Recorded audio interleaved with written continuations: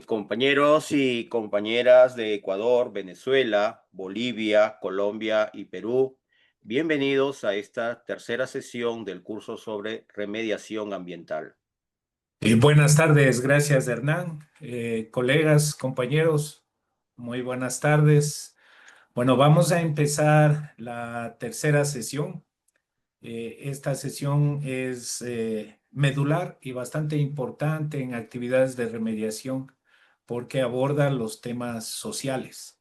Estos temas son bastante importantes y con el pasar de los años y las experiencias, hemos podido capitalizar estas lecciones aprendidas y transformarlas en metodologías para tener un mejor resultado dentro de los estándares de buena vecindad y satisfacción de las comunidades. Eso no es fácil de lograr. Entonces, en esta sesión vamos a reflexionar sobre los actores que estamos inmersos en la actividad de remediación ambiental, porque son los afectados, las poblaciones del área de impacto directo, digamos así, pero también los asentamientos humanos y poblaciones en las áreas de influencia, así como los gobiernos locales, los gobiernos seccionales y demás actores que se identifiquen en un proceso de remediación. También vamos a analizar el principio de quien contamina paga y dentro del marco de la justicia ambiental. Entonces, la importancia, el objetivo es reflexionar sobre la importancia de la participación comunitaria, el control ciudadano y los derechos en procesos de remediación ambiental. Pasemos, por favor. Tenemos estos temas, estos capítulos en esta sesión, el rol de las comunidades en la remediación, quién debe hacerse responsable de la contaminación, el marco normativo básico general en la región andina y la justicia ambiental con los derechos de las comunidades. Aquí para hacer un breve antecedente y enlazar con lo que hemos venido aprendiendo, ya identificamos las principales industrias extractivas, los principales impactos ambientales en los países de nuestra región y sus alcances, ¿no? Entonces, estas industrias extractivas y también la agricultura intensiva, en sus inicios se dieron en zonas de concesiones, pero estas zonas de concesiones estaban, entre comillas, deshabitadas. La realidad en los inicios, como en nuestro caso, en la actividad petrolera que tiene más de 60 años y han dejado pasivos ambientales con más de 50 años hacia atrás, se desarrollaba en zonas selváticas en donde las poblaciones mestizas o colonas no se asentaban, solo comunidades étnicas que habitaban esos territorios, pero la densidad poblacional era mínima, por lo que las primeras actividades industriales se decía que no afectaba a nadie, y por eso fue que no se cumplieron los parámetros mínimos de respeto ambiental. Con el pasar del tiempo y la presencia de las industrias, esto atrae a poblaciones migrantes que se asientan buscando una actividad económica relacionada con las industrias, con las actividades minero-energéticas en estos años, y las tierras se fueron privatizando, primero tierras comunales que se hicieron tierras ya privadas, fincas de grandes extensiones, y luego que las familias propietarias o posesionarias de estas fincas tuvieron sus hijos, sus nietos, sus descendientes, fueron heredadas en lotes más pequeños y así se establecieron ya pueblos y actualmente ciudades en estos territorios. Entonces, la problemática y la complejidad social fue creciendo conforme las poblaciones se fueron asentando en las áreas de impacto de las industrias. Entonces, Actualmente los pasivos ambientales se encuentran rodeados por actividades humanas e incluso están dentro de las zonas urbanas de algunas poblaciones. Ya, en el caso de nosotros, y eso en el desarrollo de esta sesión vamos a hacer un poquito referencia a la realidad que conocemos más, que es la realidad de Ecuador, pero también vamos a abordar otros temas de los países que estamos participando. Quiero presentarles a María Gabriela. Ella es politóloga de profesión y es la responsable del todo el componente social y de relacionamiento comunitario que tenemos en el proyecto Amazonía Viva. Tiene una amplia experiencia en la resolución de conflictos socioambientales y es la persona que nos acompaña desde los inicios de las actividades hasta la entrega de un área remediada. Es un componente muy importante para el desarrollo de las actividades de remediación. Por favor, María Gabriela. Buenas tardes con todos y todas. Les agradezco mucho esta invitación. Nosotros en realidad somos parte de un ejercicio del Estado ecuatoriano alrededor de la remediación y ha sido para mí una aventura y es una aventura siempre el tema de trabajar con las comunidades alrededor de un tema tan importante como es la remediación ambiental.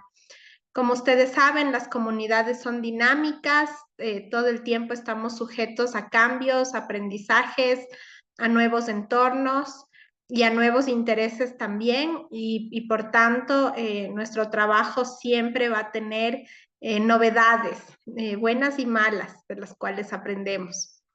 Entonces, bueno, empecemos esta charla. Habíamos discutido cuál es el rol de las comunidades en la remediación y yo le decía a Armando que es importante para quienes queremos trabajar alrededor de este tema poder identificar los procesos de remediación ambiental. En los procesos de remediación ambiental nosotros tenemos una relación con la comunidad porque buscamos siempre el consentimiento libre e informado de los propietarios de los predios donde se encuentran los pasivos ambientales. Como les decía Armando, producto del crecimiento de las poblaciones en la región, en los sectores, los pasivos ambientales ya no están en lugares deshabitados, sino que hay propietarios de los predios afectados. Hay propietarios con escrituras o con posesión o con adjudicación, propietarios de fincas, de lotes, de terrenos, de negocios, de casas. Entonces, esa es una primera instancia, el consentimiento libre informado de ese propietario de ese terreno. Y en una segunda instancia, la comunidad a la que pertenece ese propietario. Nosotros buscamos siempre tener ese consentimiento de las dos partes. Por una parte, del consentimiento individual, pero del otro lado también un consentimiento colectivo. Otro elemento sería las actividades técnicas de eliminación del pasivo ambiental. Para hacer esas actividades técnicas necesitamos facilidades, necesitamos utilizar agua, necesitamos utilizar una vía, necesitamos construir un acceso y en eso también tiene que ver mucho la comunidad. Un tercer punto es la rehabilitación del sitio intervenido para recuperación del ecosistema. Y ahí también tiene que ver la comunidad y el propietario, porque la pregunta es, ¿cuál va a ser el uso posterior de ese terreno? ¿Qué va a hacer usted en ese terreno rehabilitado? ¿Van a sembrar? ¿Van a construir? ¿Van a hacer piscinas de peces? ¿Van a hacer canchas? Depende mucho de cuál es la necesidad de la persona para saber qué entiende por rehabilitación. Y un cuarto elemento es la entrega a satisfacción de a los beneficiarios. Nosotros decíamos que entramos con una necesidad que es eliminar el pasivo y salimos del proceso con un entregable que es la satisfacción de la persona que recibe el sitio. Nosotros cerramos el ciclo con un acta diciendo entrego el sitio a conformidad y la persona y la comunidad dice sí, recibo el sitio a conformidad. Entonces, en ese proceso para desarrollar y cumplir con el objetivo del ejecutor de la remediación, siempre se necesita saber quiénes son los actores sociales involucrados en mi proceso. Entonces, en el caso de la remediación ambiental, quienes están involucrados en mayor o menor medida, con mayor o menor interés y capacidad de decisión, para nosotros son estos actores. Entonces, primero, los trabajadores locales. Segundo, la autoridad ambiental. ¿Quién es nuestro ente de control? ¿Quién pone las reglas del juego? Tercero, los propietarios de los predios involucrados, ¿no es cierto? El beneficiario en primera instancia. Luego, las comunidades del área de influencia directa. Luego tenemos también autoridades locales, que son las autoridades del territorio, de las jurisdicciones, que puede ser de la provincia, del estado, del mismo estado, pero en territorio, por ejemplo, el Ministerio de Hidrocarburos, diferentes instancias, los gobernadores. Y también tenemos a las organizaciones no gubernamentales, que de alguna manera son quienes también impulsan la ejecución de los procesos de remediación, apoyan a los demandantes de los procesos de remediación y tienen una voz en el proceso. Cuando hablamos de trabajadores locales, podemos decir que los procesos de remediación ambiental requieren un número importante de trabajadores que se distribuyen en mano de obra calificada y no calificada. En nuestro ejemplo, en el caso del Ecuador, tenemos un porcentaje de compañeros trabajadores que son mano de obra calificada, es decir, supervisores de remediación, técnicos en remediación, relacionadores comunitarios, ingenieros ambientales. Estas personas son importantes porque se vuelven un referente para el resto de trabajadores. Y también tenemos trabajadores de mano de obra no calificada, que son los obreros o ayudantes de remediación ambiental. Los procesos de contratación de personal deben considerar al área de influencia del área. Para nosotros ha sido muy importante que nuestros trabajadores sean mano de obra local, porque eso nos permite que la gente sea veedora ciudadana de los procesos de remediación. Son ellos en primera instancia quien pueden decir, aquí falta, aquí no está, aquí todavía había crudo, creemos que por aquí debe ser mejor, pensamos esto, opinamos esto y nutren el trabajo. Además que son los portadores del conocimiento del territorio. Por ejemplo, los líderes de cuadrilla son gente que va 30, 40 años viviendo en el sector y que ellos saben dónde están los pasivos ambientales o de dónde se rompió la línea de flujo y por dónde viene un derrame. Entonces, el hecho de que sean portadores de ese conocimiento los hace una pieza invaluable para el proceso de remediación ambiental. Nutren los procesos.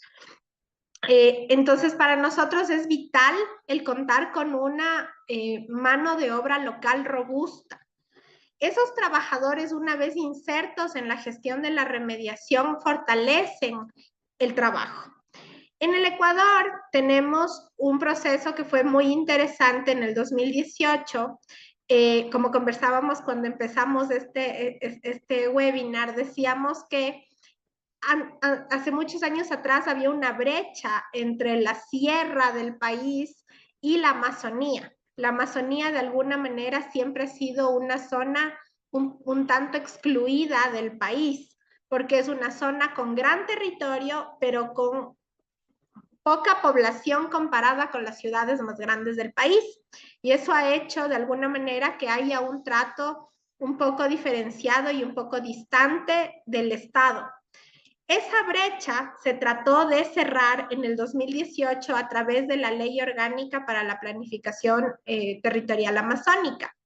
La Ley Amazónica establece una serie de medidas de reparación de derechos, de medidas para que la Amazonía tenga un trato preferente en positivo para tratar de cerrar esa brecha. Entonces, en cuanto al tema de mano de obra, la ley decía que teníamos que tener al menos un 70% de mano de obra local. Cualquier empresa, pública o privada, tenía que tener al menos el 70%. Luego hubo una reforma y ahora establece que debe ser al menos el 80%.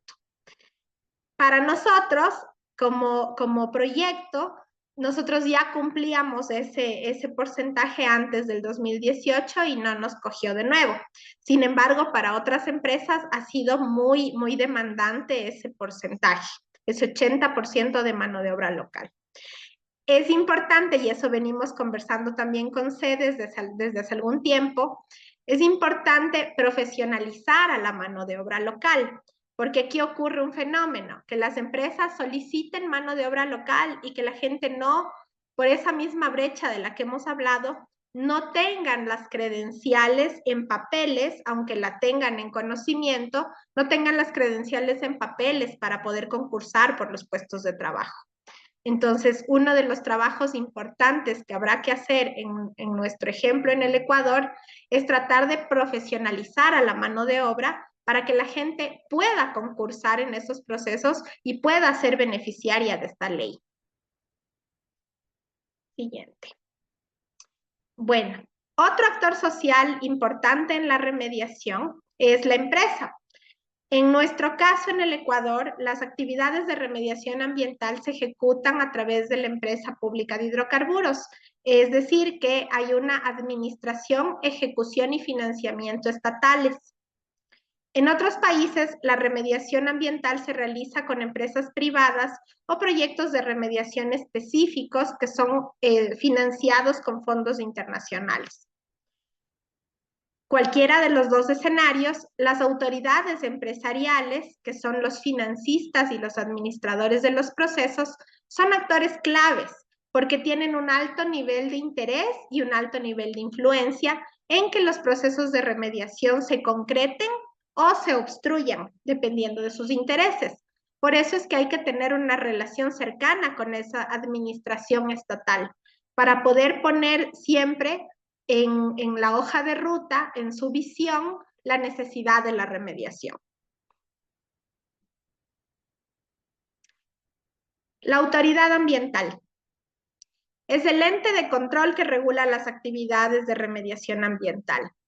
En el caso del Ecuador, su nivel de influencia y de interés es alto porque los indicadores de remediación ambiental también son reportados por la autoridad ambiental. Entonces, a ellos les interesa que a nosotros nos vaya bien porque nuestra gestión es parte de su gestión. El segundo es porque ellos ponen las reglas del juego y eso puede ser bueno y puede ser malo.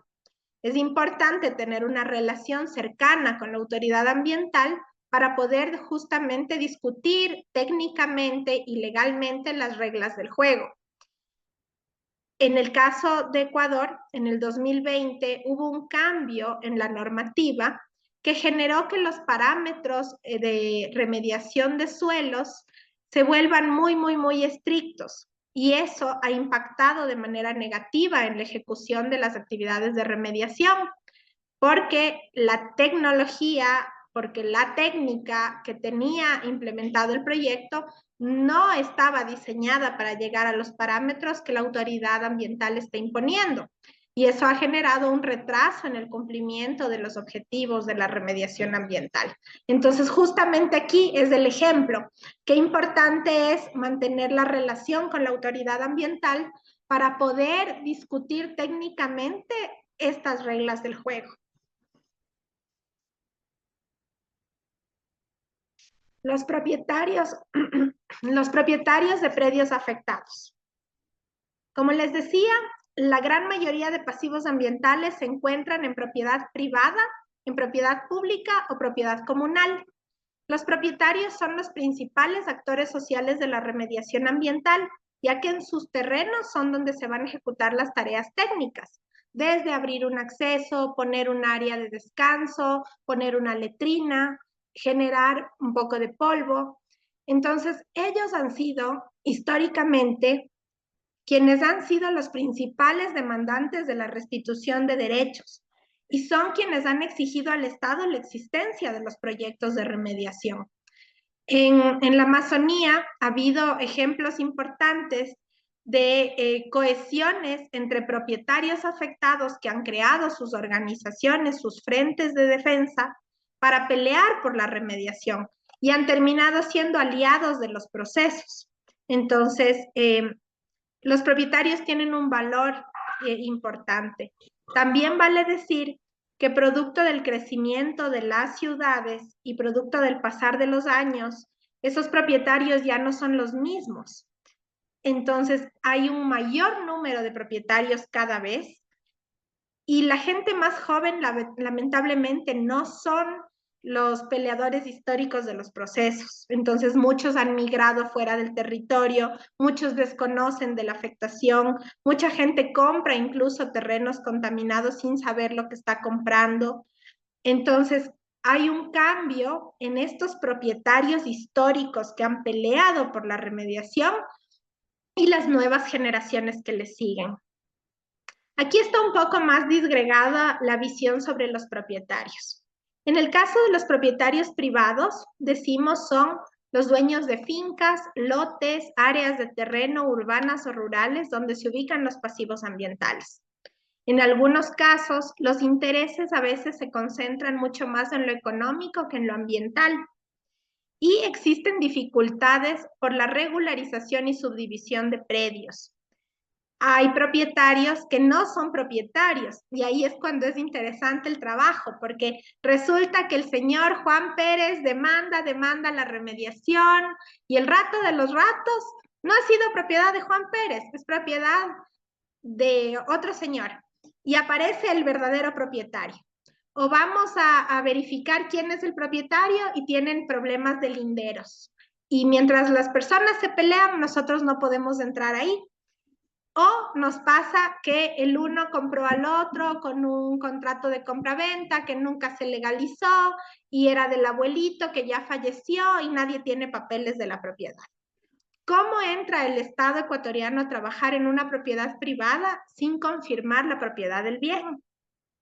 Y peor aún, si es que hubiera una indemnización o un pago legalmente que haya que hacerle a ese señor por una afectación, ¿cómo le pagas sin estar seguro de que esa es la persona que debe cobrar? Entonces, uno de los talones de Aquiles que todavía existe en la Amazonía ecuatoriana es que la gente no tiene regularizada la propiedad sobre la tierra. Y eso es algo que es necesario que la gente vaya solucionando. Otro grupo de propietarios son los propietarios públicos. Ahí hablamos de municipios, de juntas parroquiales. Básicamente suelen ser áreas verdes de los municipios o áreas de los institutos del Estado. Ahí quien firma la autorización de trabajos es la máxima autoridad de la institución y a veces los procesos pueden ser bastante engorrosos porque desconocen del proceso. Sin embargo, sí suele pasarnos esta realidad. Hay muchos territorios que pertenecen al Ministerio de Agricultura o a diferentes instituciones. Y tenemos también los propietarios comunales. Hay sitios donde todavía persisten los pueblos y nacionalidades indígenas, que creo que es, por ejemplo, el caso en Perú, si no me equivoco, donde la tierra es propiedad del pueblo y de la nacionalidad indígena, y ellos están reconocidos como posesionarios y administradores colectivos de un territorio ancestral. En ese caso, la liberación de áreas, la autorización para ingresar, se gestiona de manera colectiva.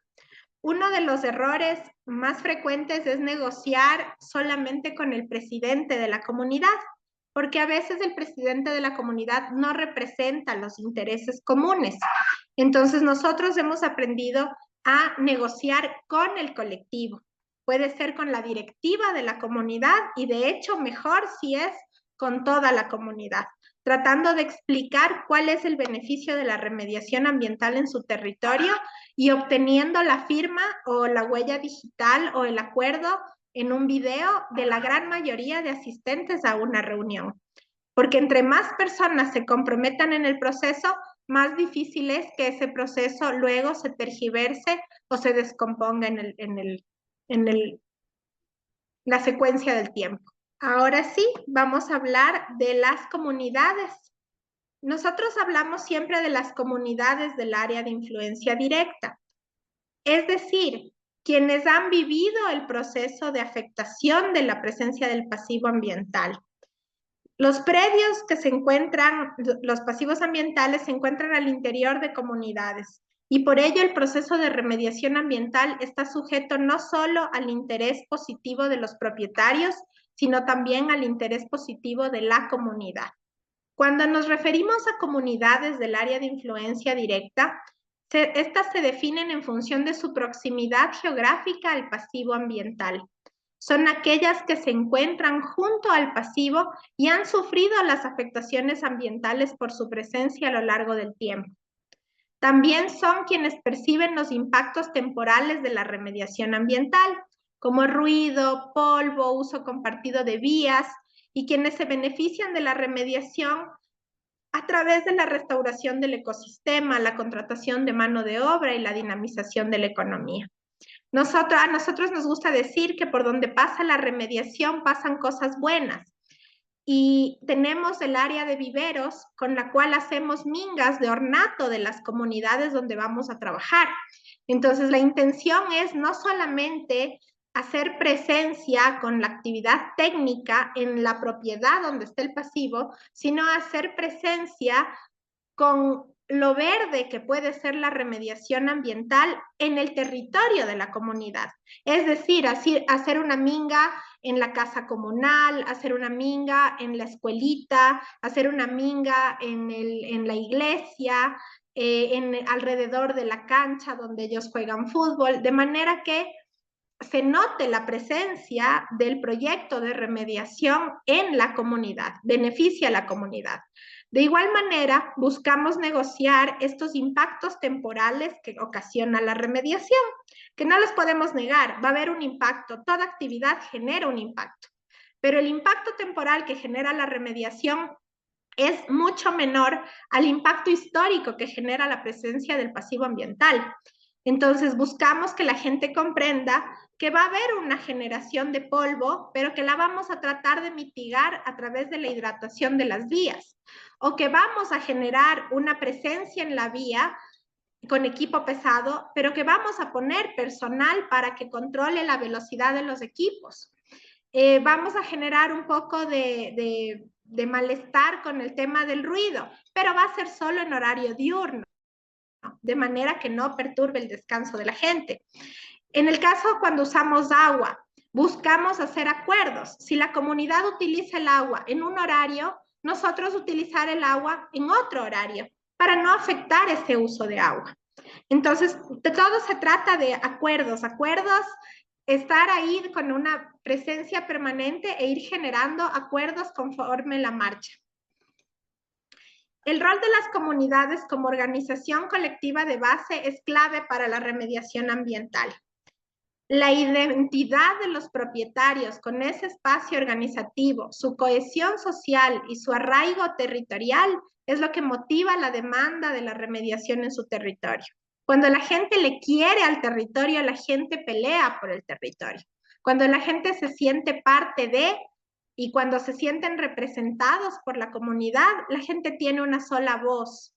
Entonces, para nosotros ha sido triste ver que se van disgregando las comunidades por intereses más específicos. Y actualmente, en nuestro caso, por ejemplo, van apareciendo asociaciones, cooperativas, comité pro mejoras del barrio, la lotización, que el grupo de agricultores, que el grupo de no sé qué. Y eso hace que hay un montón de presidentes, un montón de intereses, y que cuando llega la empresa o el proyecto de remediación, haya un montón de interlocutores buscando cosas distintas. Y eso hace que se pierda el interés común que era un interés ambiental. Entonces, a veces puedes recibir pedidos de, entréguennos baldosas, entréguennos cemento, dennos dinero, cualquier cosa, súper loca. Y en realidad se pierde el objetivo que es el tema ambiental.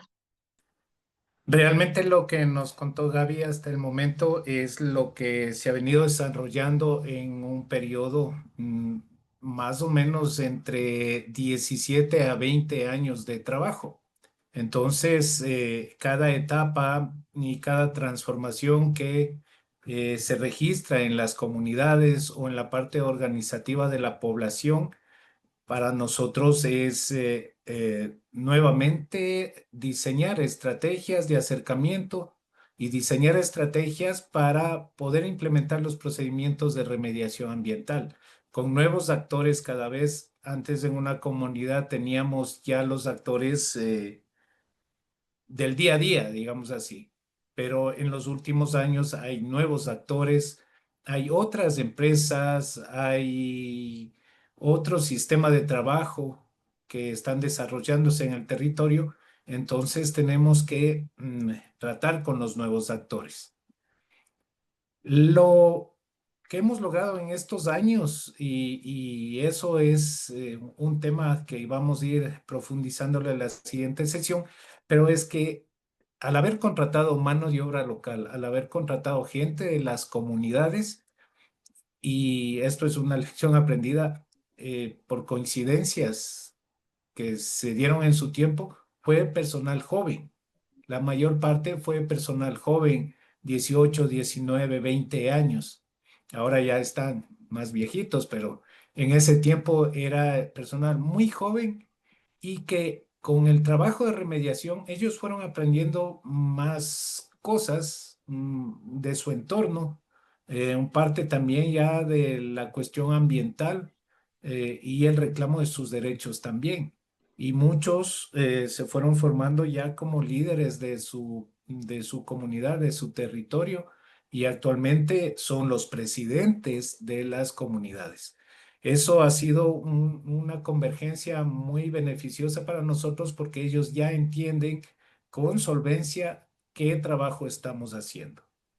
Y una de las claves para cualquier proyecto que intentemos hacer en remediación ambiental, cuando ya tengamos que afrontar las cuestiones socioambientales y los conflictos socioambientales, la regla de oro para nosotros y creo que para todos los que hacemos remediación ambiental o cualquier otra actividad en el componente social es hablar la verdad. Desde el principio decir la verdad. Vamos a hacer esto, vamos a mover equipos, vamos a hacer ruido, pero vamos a reforestar. Tiene que estar todo informado. Lo que sí no podemos dar es plazos, por decir esto en un año está listo, porque dependemos mucho en la parte ya técnica de las condiciones ambientales. Y ustedes conocen, en los ecosistemas tropicales el clima es muy variable. Eso no podemos decir, pero sí un aproximado, una tentativa que vamos a terminar. Pero el momento que nosotros tratamos de ocultar algo, eso tarde o temprano nos va a paralizar los trabajos. Así que la clave del componente social es decir la verdad, todo. Y si es que alguna de estas actividades que las estamos denunciando a las poblaciones causa problemas, pues hay que trabajar sobre ese problema, hay que buscar coyunturas y hay que a nosotros también mover un poco las técnicas que vamos a implementar para llegar a acuerdos y dentro de los acuerdos desarrollar la actividad. Hemos tenido casos también y hay casos en cualquier actividad ambiental relacionada con las industrias en que es, entre comillas, imposible lograr acuerdos. Y sí, hemos pasado por esa situación también.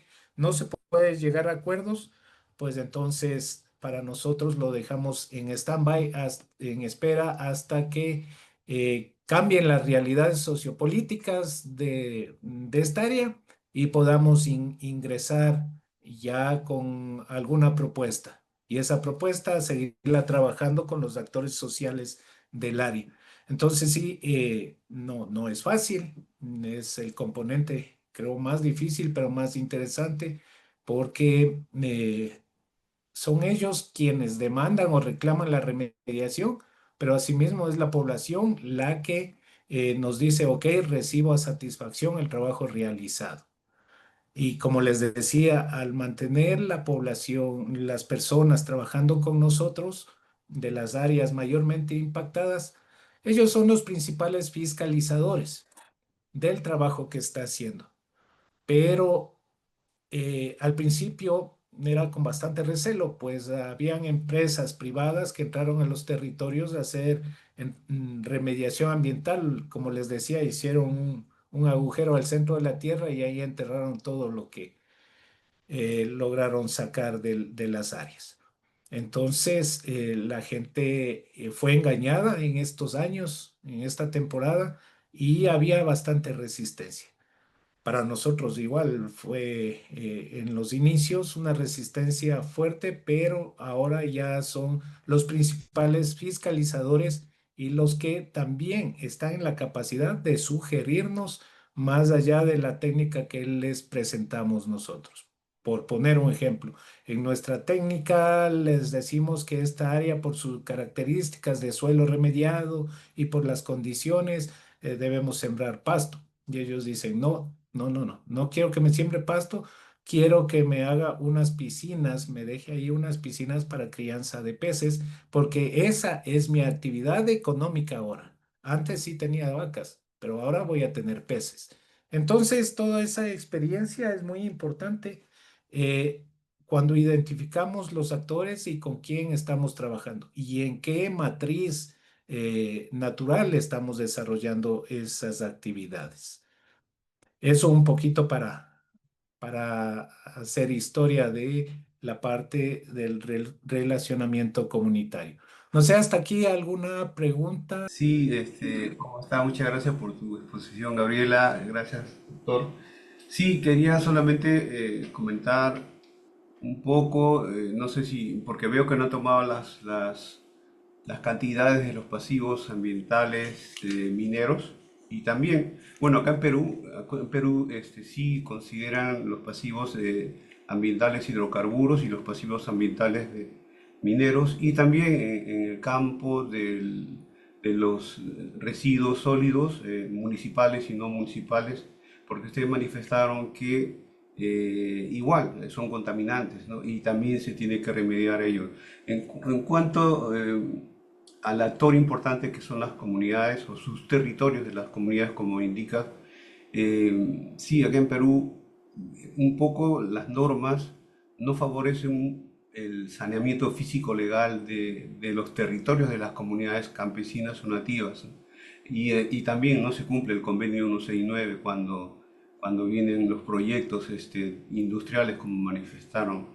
De todas maneras, sería importante hacer un estudio similar aquí en Perú que, si bien es cierto, tiene gran parte de lo comentado, de lo que estamos aprendiendo, pero también es enriquecedor colocar las variables sociales de varios países para consolidar, porque por ejemplo el propietario privado, que sería un actor también muy importante, no tiene las posibilidades legales para registrar la carga. La carga es una superficie de su propiedad en la cual indica que no necesita en ese aspecto dividirla o subdividirla o independizarla. Entonces es una porción de su propiedad en la cual dice está afectada por A, por B, por C o D hasta que se solucione el problema, etcétera, ¿no? Entonces, y el saneamiento físico legal de estos proyectos, como ustedes manifiestan también en Ecuador, eh, determina un poco qué áreas son las afectadas y aquí sí se describen las cargas, pero la carga de contaminación no está determinada en una norma. Entonces eso sí sería muy enriquecedor para preguntarles si allá se registran las cargas de los contaminantes, me refiero a las cargas del áreas de las influencias de los pasivos ambientales semi. Gracias, Fernando. Sí, efectivamente, la sesión anterior también fue una de las inquietudes. He estado tomando el contacto con los colegas de Chile para que una técnica o cómo podemos implementar un estudio para determinar las plumas de contaminación principalmente de la industria minera, que es lo que estaba afectando más a los países como Perú, Bolivia, Colombia también. Entonces, en el caso de nosotros, la legislación ambiental es muy compleja y bastante amplia. Y dentro de la parte ya de ejecución o implementación o del cumplimiento de las normas ambientales, son tan específicas que no son viables. Como les decía, son tan exquisitos los parámetros que no son cumplibles. Entonces, cuando elaboramos así al detalle mínimo, siempre va a haber algo que no se tome en cuenta, por lo tanto pueden reprobarnos las licencias ambientales, ¿no? Entonces, si te entendí, la carga es cuánto contaminante está en una porción de propiedad de una persona. Si es que es eso, en el caso de nosotros, trabajamos más con pasivos ambientales hidrocarburíferos que, como hablamos en las sesiones anteriores, algunos están a cielo abierto y se puede calcular el volumen de contaminante y el volumen de material afectado, de los suelos afectados. Sí se puede, pero esos pasivos ya fueron remediados en primera instancia. Ahora tenemos pasivos ambientales que fueron enterrados, porque las prácticas en las décadas pasadas era poner suelo sobre el crudo derramado y el suelo tipo arcilla, que en teoría funcionaba como un corcho, pero ustedes saben por las propiedades químicas del petróleo y físicas del petróleo, por densidad, por diferencia de densidad, siempre van a aflorar. Entonces, después de 20, 30 años, encontramos petróleo aflorando en plantaciones de cacao, en plantaciones de palma. Entonces, ahí no podemos calcular la carga solo cuando removamos el suelo que está tapando este pasivo ambiental, cuando desbrocemos la vegetación que está alrededor, podemos inferir, no calcular exacto cuánto es de contaminante y qué volumen nos enfrentamos en suelo contaminado para remediarlo. Solamente ahí. Y la mayor parte de los pasivos ambientales que se tienen registrados de acuerdo a la base de datos que maneja el Ministerio del Ambiente en nuestro país, que son más de 4.000, estos pasivos ambientales en su conjunto podría, en una primera instancia estábamos hablando como de 5 millones de metros cúbicos de suelo contaminado por hidrocarburos. Pero en la práctica de las actividades, este volumen se puede triplicar porque trabajamos en un pasivo y al momento de retirar el suelo de ese pasivo, con el movimiento que hacemos con la maquinaria, encontramos uno junto al otro, dos más, tres más, y eso nos va aumentando la carga contaminante y la carga de trabajo que tenemos que hacer. Efectivamente, la remediación de todos los pasivos de todas las industrias minero-energéticas, en este caso, deben de nacer de el pedido y las demandas colectivas y de los afectados, organizados y a través de sus líderes y gobiernos seccionales, exigir, porque ya Gaby nos va a explicar más adelante sobre la cuestión del que contamina paga, que es un principio a nivel internacional y que está plasmado casi en todas nuestras constituciones de nuestros países. Entonces hay que empezar a gestionar un peso legal a través del reclamo de los colectivos de la sociedad para que se cumpla lo que ya está escrito en la norma. Porque a veces, como decimos acá, es un saludo a la bandera, está escrito porque es un requisito nada más. Pero al estar escrito y al estar reconocido como norma, hay que exigir que se empiece a cumplir esta normativa. Queremos hacer en cada uno de sus países este ejercicio. En el caso, por ejemplo, como decía Fernando, en su caso específico, elijan ese caso e identifiquen a los actores sociales que están relacionados con su proyecto. queremos que hagan este dibujo de los actores sociales, quienes están involucrados en sus proyectos, tanto por interés como por influencia, para bien o para mal.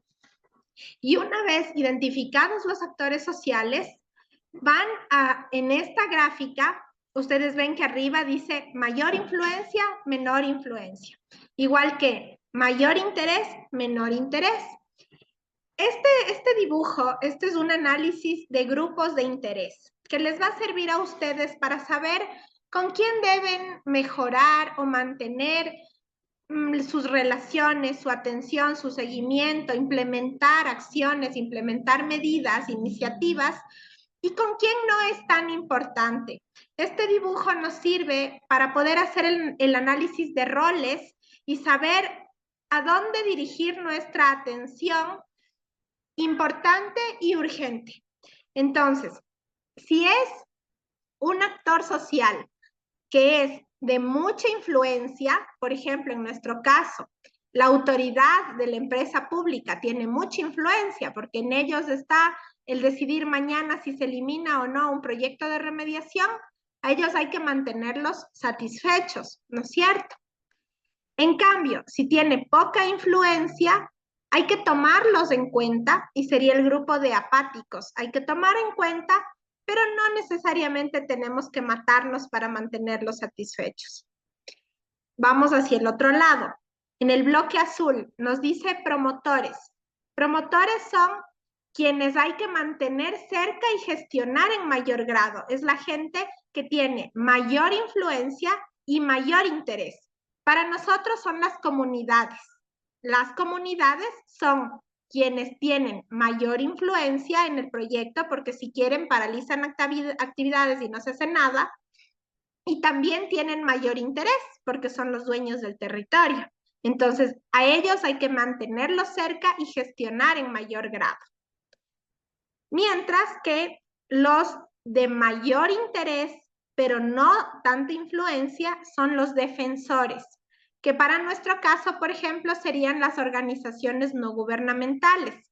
Tienen mucho interés, pero no tienen tanta influencia. Entonces hay que mantenerlos informados. Leida, ¿querías decir algo? Solo quería decirte, Gaby, no es porque no te entendamos, porque sabemos de las capacidades que tienen ustedes, tanto Armando como tú. Además, una vez más, felicitar ese amor que le ponen a Amazonia Viva, un ejemplo vivo, un ejemplo latente de cosas buenas y positivas cuando ocurren situaciones medioambientales como las que ustedes remedian, ¿no?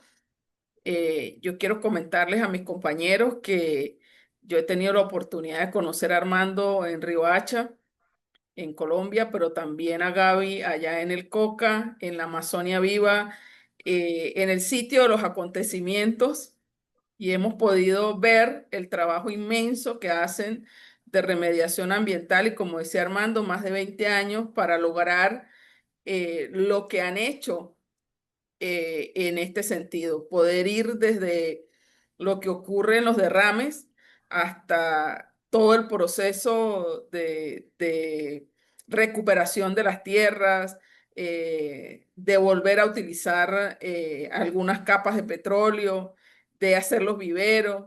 Pero en este tema de hoy, tan importante como es la participación de la comunidad, la participación de los actores en esto, quería comentarles que, como decía uno de los compañeros de la central allí en el chat, en Venezuela la participación de las comunas y de los consejos comunales, es decir, la distribución orgánica que existe, es fundamental. El tema es político, que lamentablemente el que, por ejemplo, nosotros desde el movimiento sindical alertemos y digamos lo que ocurre con un derrame petrolero, con una contaminación ambiental, con un venteo de gases por los mecheros, eso es tomado a mal por el Estado. Entonces nos es muy difícil la participación directa en la denuncia, porque es tomado como que estamos alarmando, que estamos generando acciones que puedan ser consideradas con otros conceptos penales. Entonces, es muy difícil la participación nuestra en la denuncia y la participación nuestra en los procesos de remediación porque hay opacidad en cuanto a conocer esos fenómenos. La poca información que hay es porque salen videos o sale información en medios de comunicación, pero no se nos permite, cuando vemos este cuadro de incidencia que haces de mayor interés, todos tenemos un gran interés porque sin planeta no hay futuro, sin planeta no hay vida, sin planeta no hay sindicato, pero no tenemos ese grado de influencia que quisiéramos tener para que realmente no existan. Yo sueño con que en mi país exista un proyecto como Amazonia Viva. Tengo eso en mi corazón porque la experiencia que viví con ustedes, ver a las mujeres trabajando allí donde está la contaminación, en los viveros, ver ese trabajo impresionante de ingenieros para resolver toda esa situación y permitir que el mundo tenga una vida, eso realmente es admirable. Gracias por tus palabras. Sí, sí entendemos que en el caso de Venezuela hay una realidad muy dolorosa, muy particular, muy de restricción de derechos y en ese sentido ustedes la tienen mucho más dura. Sin embargo, no imposible, no imposible. Día a día se va haciendo camino y ojalá las condiciones puedan ir cambiando y se pueda construir este sueño de mejorar el tema ambiental para todos. Frank. En consonancia con lo que está exponiendo la compañera Marcela León, es correcto, totalmente tiene la razón, es así, esa es la situación que vivimos acá en Venezuela. Pero más allá de eso, levantaba la mano para hacer unas preguntas con respecto al tema, porque me llama la atención con respecto al debate, pues, o reflexión crítica de lo que estamos viviendo, es cuáles serían las estrategias para fortalecer la organización comunitaria frente a la fragmentación, a estos tipos de fragmentación que vivimos nosotros, por lo menos en Venezuela, cómo sería entrarle, ¿no? Así como también me gustaría saber si existe, cómo se puede, o sea, equilibrar el desarrollo económico con respecto a esa misma restauración ecológica de los territorios afectados, porque mire que tenemos aquí el arco minero que lo están destruyendo, eso es un ecocidio total. Y un compañero hizo una pregunta con respecto a unos indicadores, pero el que yo quiero plantear ahorita, que va orientado, pues, más que todo a esta propuesta, es cómo se podría,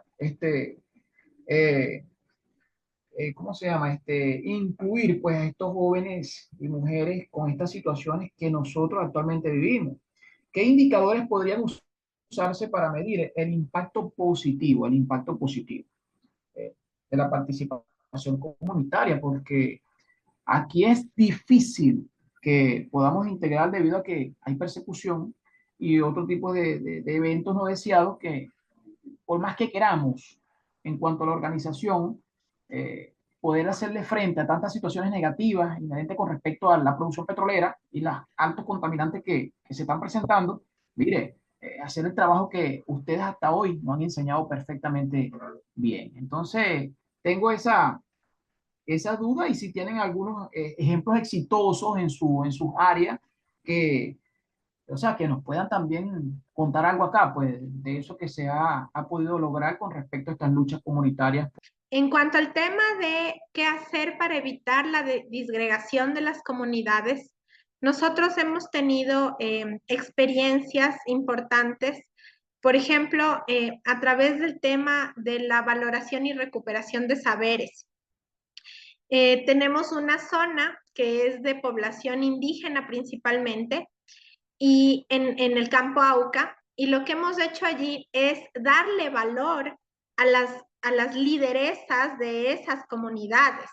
Las líderes, que son compañeras quichuas de la comunidad Rumipamba, ellas además son buenas trabajadoras. Entonces, nosotros como proyecto de remediación lo que hemos hecho es también reconocer su trabajo, convirtiéndolas en líderes de cuadrilla.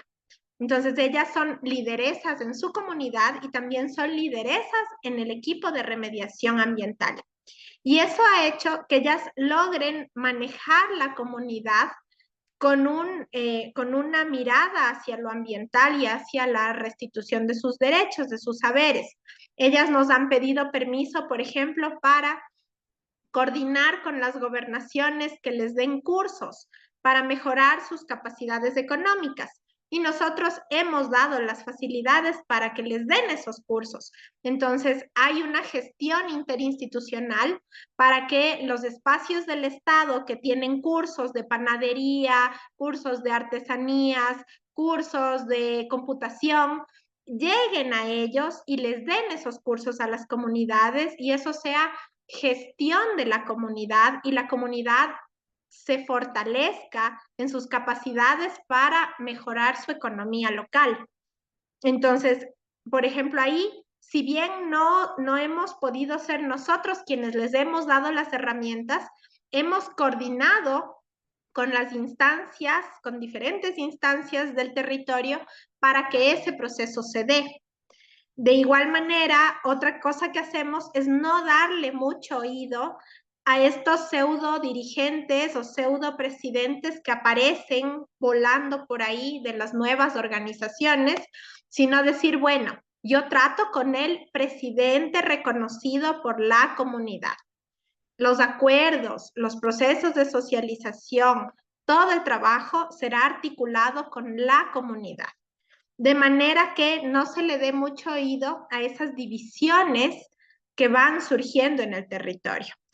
También nosotros mantenemos un plan de socialización continua, que son estas mingas que les contaba, y ahí hacemos charlas de educación ambiental, les damos charlas a la gente y buscamos que esas charlas también sean con el colectivo. Yo creo que el problema es cuando empezamos a tratar con lo individual y no con lo colectivo. El momento en que prestamos atención a un montón de focos individuales, somos parte de la disgregación de lo colectivo. Así es, y también, Frank, o sea, ¿cómo empezar este proceso? ¿Cómo iniciar el arranque de todo esto? La experiencia nos ha dicho que es el interés común frente a una necesidad. Ahí es donde queremos satisfacer una necesidad de la población, de la comunidad. Ahí nos vamos a empezar a organizar. Un ejemplo, necesitamos agua limpia, agua potable. Entonces, a través de esta necesidad, vamos a juntarnos, a conversar y tenemos una herramienta muy poderosa que la estamos usando ahorita también, que es, y dijo Gaby, es la capacitación a nuestros jóvenes principalmente que descubran un poco más la información y empezarnos a organizar. Si para potabilizar el agua necesitamos tanques con filtros, ok, podemos construirlos nosotros, pero también está la cooperación, como el caso de Ecuandino, que puede canalizar recursos para empezar a satisfacer esta necesidad. Si es la contaminación ambiental, me está enfermando la gente, me está destruyendo la tierra agrícola, ok, ¿qué vamos a hacer por esta contaminación? Ya, la teoría dice que hagamos unos diques de contención, ok, ¿cómo se hacen los diques de contención? ¿Y qué recursos necesitamos? ¿Quién quiere capacitarse en la construcción de diques? Digo nombres o digo ejemplos así, ¿no? Muy generales. Pero yo creo que cuando nos organizamos en frente de un problema, vamos a empezar a buscar soluciones y tal vez un proyecto o como nos decía en Colombia que un botadero de basura ya fue quitado de ahí, pero quieren saber si esa tierra está apta para agricultura.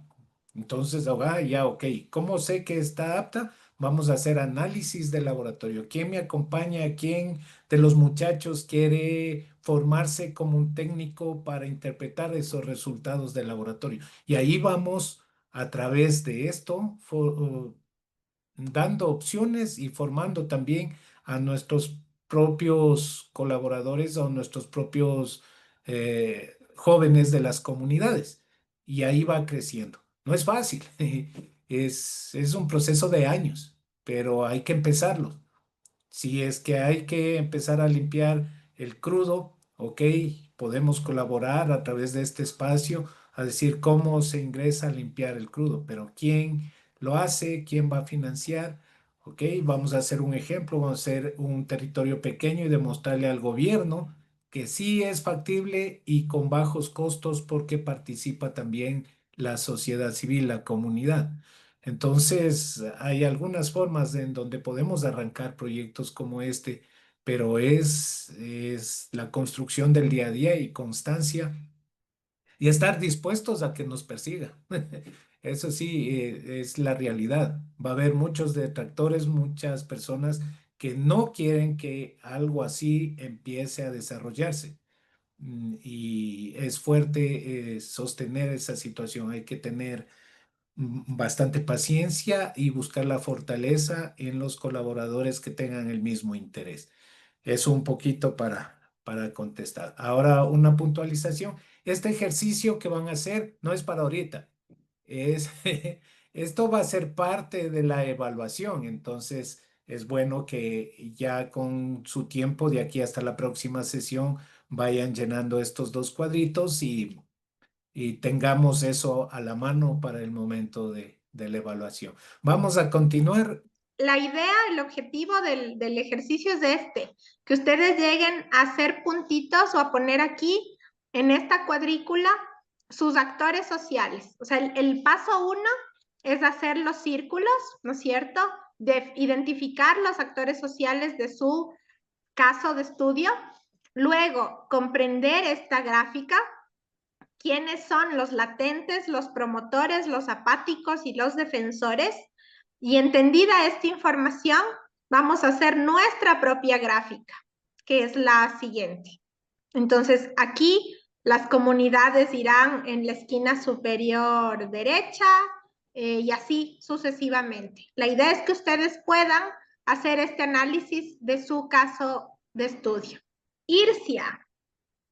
En el caso de la salud de las personas, aquí en Monagas, yo soy de Venezuela también, y bueno, como dice la doctora Marcela León, cada vez que nosotros exponemos un caso, somos perseguidos, no nos dejan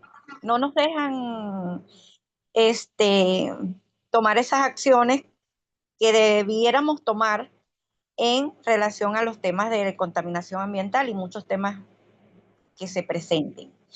Aquí hay un caso en Monagas con el HS, el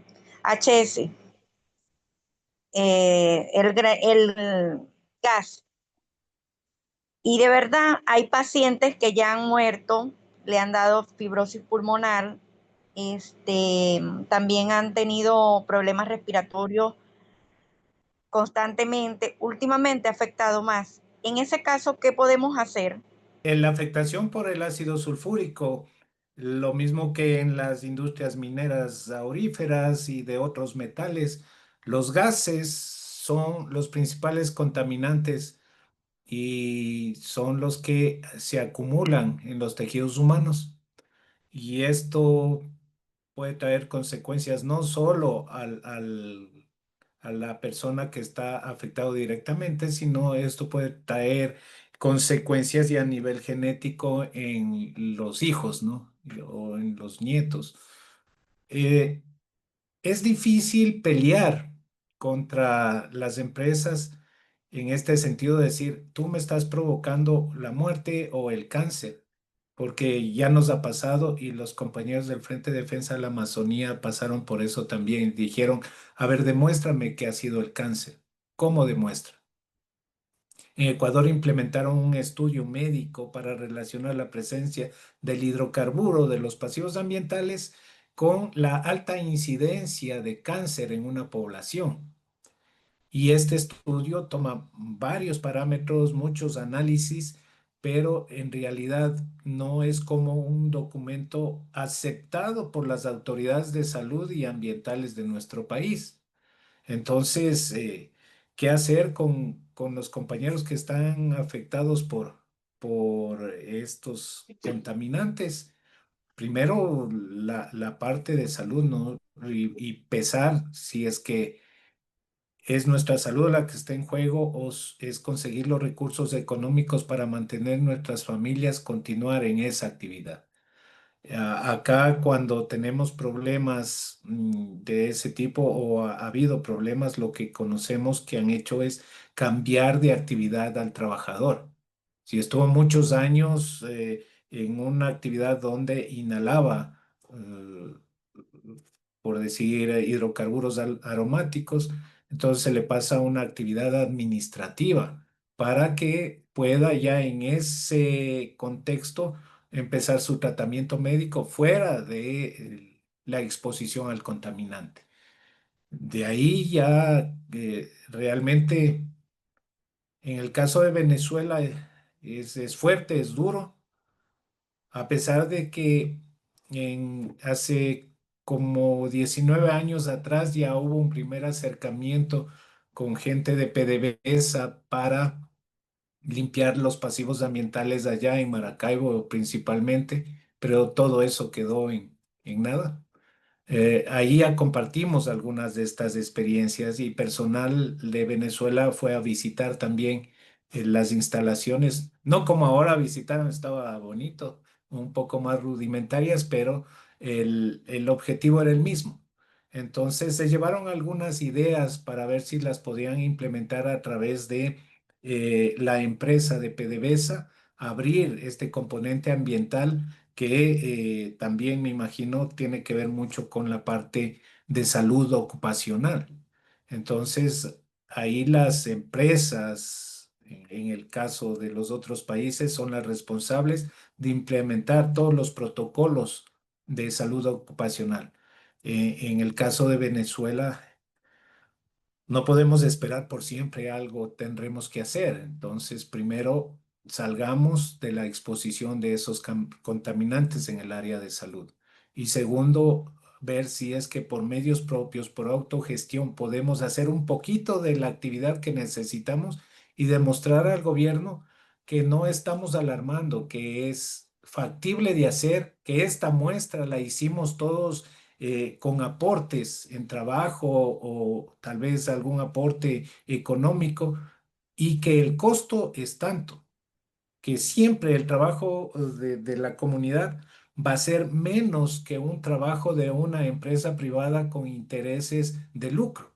Entonces, en el momento que al gobierno le enseñamos las cifras, los números, tal vez nos tomen en consideración, nos tomen en serio y digan, ok, ya la segunda parte lo asumo yo. Eso es lo que espero. Pero de ahí a que se haga realidad, hay que seguir en la lucha, compañeras. ¿Ha habido experiencias con el tema de salud en demandas judiciales?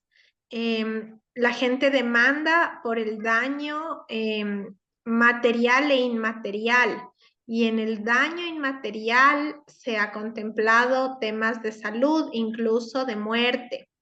Vimos un proceso judicial el año pasado donde como pruebas del juicio se incluía exámenes médicos e incluso un tema de la causa de muerte de 2 personas. Y un perito ambiental hizo válidos esos elementos, tomando como referencia algún juicio de la Corte Interamericana de Derechos Humanos, y efectivamente ganaron una sentencia por un tema de salud como daño inmaterial. Entonces, tal vez eso también pueda servir como un ejemplo para el tema. Continuemos entonces. ¿Quién debe hacerse responsable de la contaminación? El principio de el que contamina paga. ¿A qué se refiere un principio ambiental? Uno de los pilares del derecho ambiental es el principio de quien contamina paga. en el Ecuador está contemplado en la Constitución, en el Código Orgánico del Ambiente y luego es desarrollado en normas inferiores. Un principio ambiental está basado en instrumentos internacionales ratificados por los estados. Constituye un fundamento conceptual para las decisiones y actividades públicas o privadas de personas, colectivos, instituciones en relación con el ambiente. Los principios ambientales deben ser reconocidos e incorporados en toda manifestación de la administración pública. Los principios de derecho ambiental funcionan para solventar vacíos legales o como guías para cuando se van a hacer nuevas leyes, para aclarar dudas ante la ley. Entonces, este derecho, este principio del que contamina paga, aclara cualquier duda que haya en la norma sobre el infractor o el generador de una afectación de contaminación. Tenemos varios principios ambientales y hemos enlistado aquí una serie de principios ambientales como para ampliar el espectro. Tenemos el principio de responsabilidad integral que nos dice desde la cuna a la muerte. Tenemos la obligatoriedad de usar las mejores tecnologías disponibles y las mejores prácticas ambientales.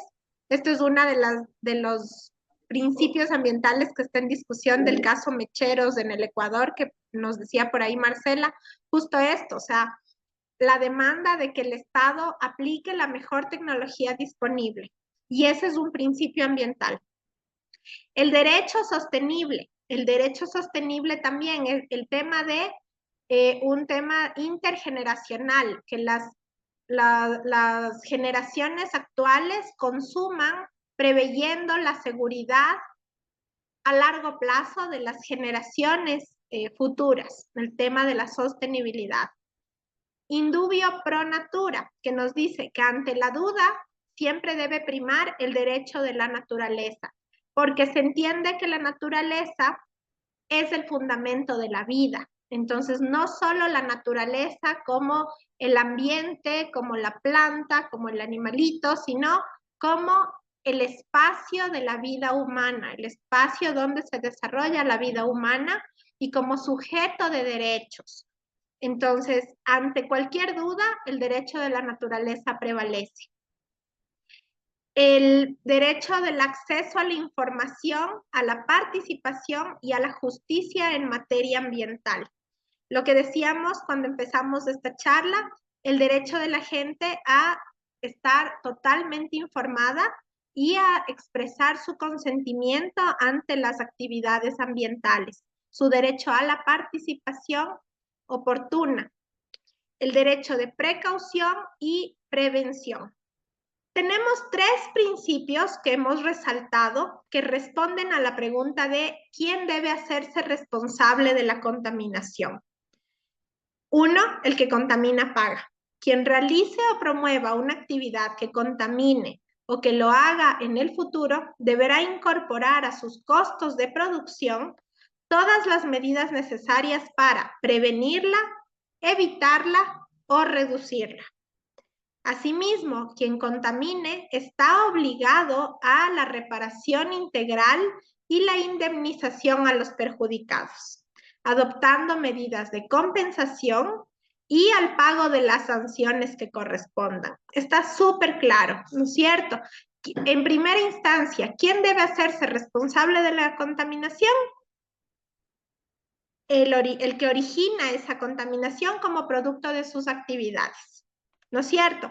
En el caso de Ecuador, por ejemplo, si ahorita una empresa privada o pública genera una afectación en el presente, debe informar esa afectación y debe costear la reparación de los daños y la remediación del sitio afectado, la contingencia al derrame y la afectación posterior.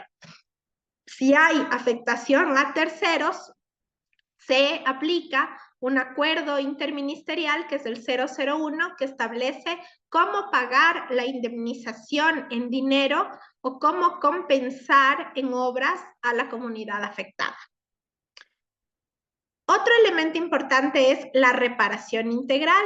Cuando hablamos de reparación integral, hablamos de un conjunto de acciones, procesos y medidas, incluidas las de carácter provisional, que aplicados tienden a revertir los impactos y los daños ambientales, evitar su recurrencia y facilitar la restitución de los derechos de las personas, comunas y pueblos afectados.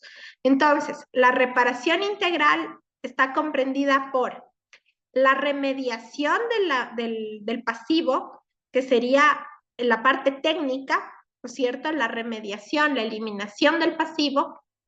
1. 2. Garantías de no repetición. ¿Qué medidas debe implementar el infractor para que no se vuelva a repetir? Evitar la recurrencia de ese daño. 3. Facilitar la restitución de derechos, es decir, compensar o indemnizar los daños que se han causado. Y 4 es la medida, en esta restitución de derechos, son las medidas de reparación del daño a la gente, que es pedir disculpas públicas, que es reconocer la afectación, que es resarcir ante la comunidad ese daño, reconociendo el que existió y tomando medidas para que no se repita. Entonces, la política pública de reparación integral es una cosa muy, muy, muy importante y muy interesante porque nos establece medidas técnicas de reparación como tal de la afectación material que les decía hace un momento, pero también de la afectación inmaterial, del daño que vivieron estas personas o esta comunidad afectada. Y vamos a ver el principio de subsidiariedad. Nos dice que el Estado intervendrá de manera subsidiaria y oportuna en la reparación del daño ambiental cuando el que promueve u opera la actividad no asuma la responsabilidad de la reparación integral del daño.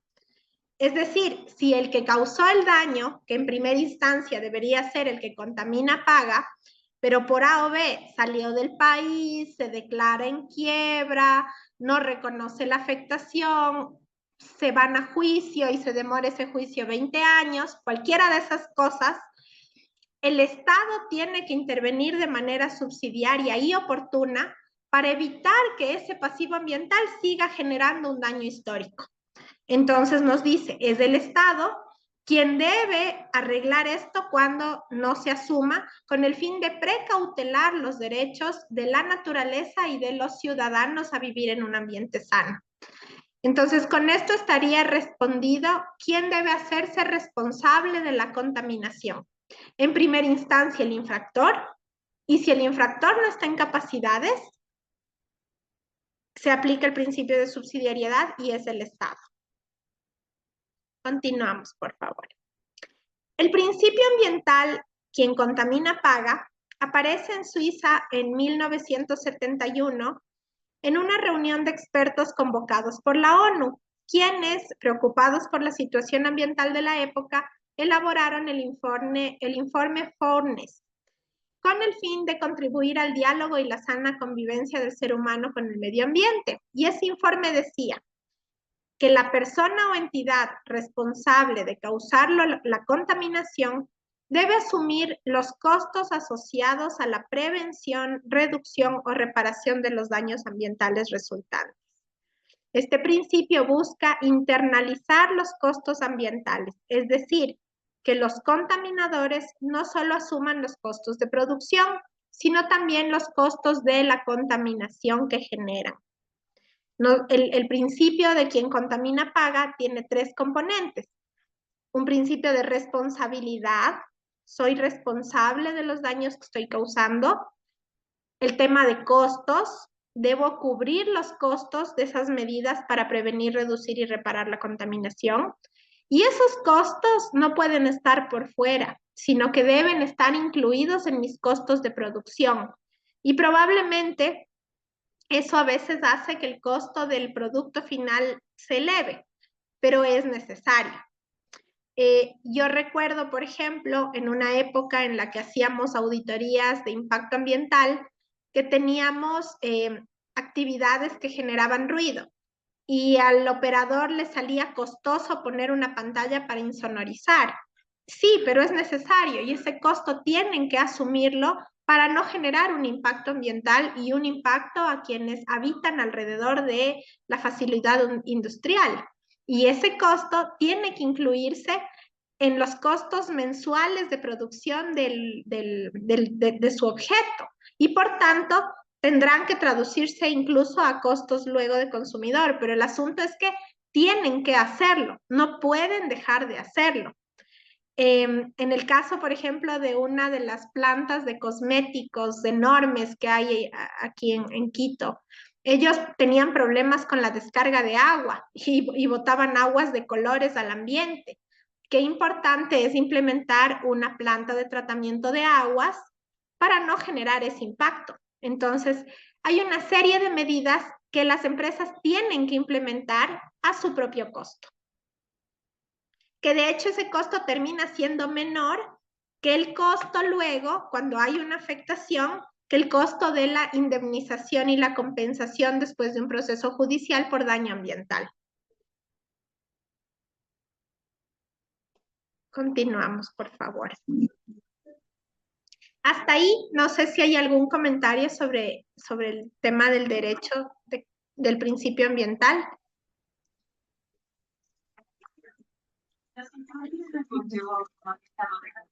Lo más importante de la esa ley de mencionó que el transportador será un gran adelanto. Avancemos, Gaby. Tal vez Ok. al final vamos a hacer una síntesis. Ya. Avanzamos al tercer punto, que sería el marco normativo básico en la región andina. La región andina es biodiversa, pluricultural, multiterritorial, andina, amazónica, pacífica y caribeña. Concentra el 20% de la biodiversidad del planeta, el 10% de agua dulce del mundo y el 33% del área boscosa de la Tierra.